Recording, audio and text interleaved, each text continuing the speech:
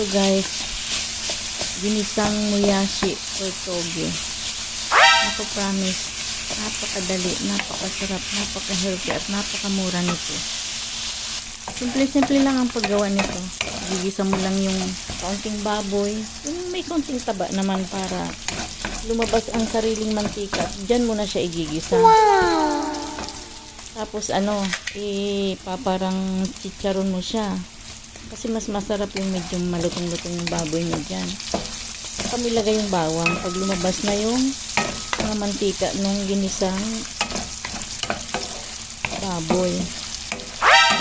Tapos sibuyas. Yan lang ang sangkap niya. Sibuyas, bawang at kaunting baboy saka toge.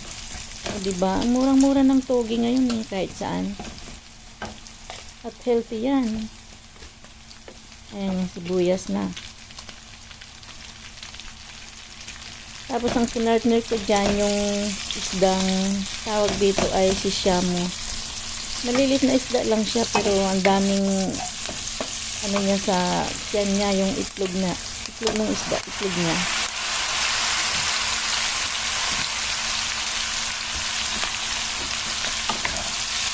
So diba ang bilis. Tapos ang ko dyan, seasoning ko dyan sa toge na yan, oyster sauce. Napakasarap kasi kahit hindi mo na bekinan, lasang malasa na siya. Or kung wala ka namang, yan yung moyashi, ay sishamo.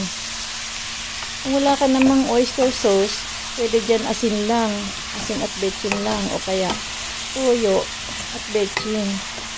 Since ang ginamit ko ay oyster sauce, kaya hindi ko na kinailangan ng betchin kasi malasang malasa na siya.